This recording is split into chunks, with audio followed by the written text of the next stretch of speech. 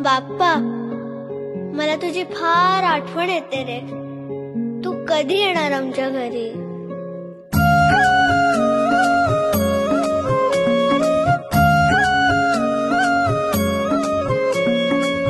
देवा तुझ्याच साठी उघडून दार, वाट पाहून झाली फार. चिंता हरून देवा थकला असणार, दे माझ्या खांद्यावर भार. थोडा इथं टेकून जा, घास खाऊन माझ्या हातातला.